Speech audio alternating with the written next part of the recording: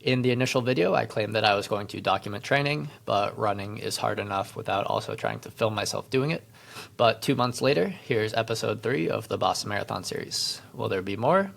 Maybe, maybe not.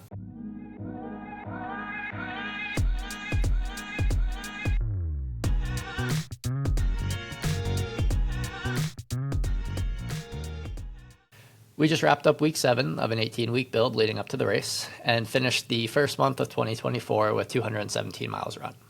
Over the first 5 weeks of this marathon block, we gradually progressed training volume from 35 to 52 miles per week, the distance of the long run as well as the intensity and duration of speed work. Week 6 was a down week of only 40 miles run before this past week where I ran 60 miles, the most that I've ever run in a single week. I'll quickly break down the structure of that training week. On Monday, I ran 8 miles easy on the treadmill since the roads were covered in snow and ice, but mostly because I'm soft. Tuesday is my speed workout day, which I always try to get outside for, so luckily the weather cooperated.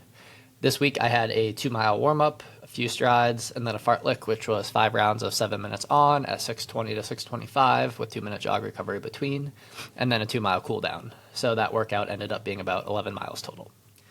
Wednesday was an easy medium long run. Going forward, the goal is to have this run the day after my speed work, so I have a somewhat longer run on tired legs. This week I ran a little over 10 miles, again on the treadmill, again pretty soft. Thursday was about a 7.5 mile run. Since I had spent so much time on the treadmill, I did try to get outside and find a hillier route for this one. I took Friday off before the big workout on Saturday. The workout for Saturday was a 2-mile warm-up and then 3 segments at marathon pace of 5 miles on, 1 mile jog, 4 miles on, 1 mile jog, and then 3 miles at marathon pace before finishing the workout with 1 mile at threshold. Prescribed paces were 6:35 to 6:50 for marathon pace and 6:10 to 6:25 for the tempo, but I ended up being a bit faster across the board. My goal was to have negative splits during the marathon pace portions. I did this workout with the chair and 155 pounds of weight in it on the rail trail. It went really well, but I know I'm going to have to find hillier routes for my long runs going forward to better simulate the demands of the Boston course. Off-roading.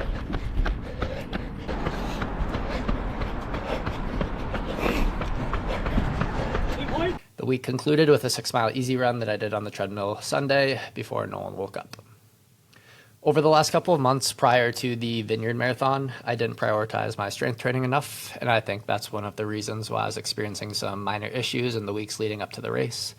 During this build, I'm focusing on getting in 2 to 3 lifts per week. In a separate video, I'll maybe talk about the nature of those workouts, the goals of strength training for runners, and how it relates specifically to the demands of the Boston course, as well as how I structure a week of concurrent training of running and lifting. But I prioritize a day with heavy split squats, a day of weighted chin-ups, and a day focusing on trap bar deadlift. During the 60-mile week, I was able to split squat 275 pounds for 3, build up to a set of chin-ups at 80 pounds, and deadlift 400 for 4. I hope to make incremental improvements in these lifts over the next 9 weeks before tapering for the race.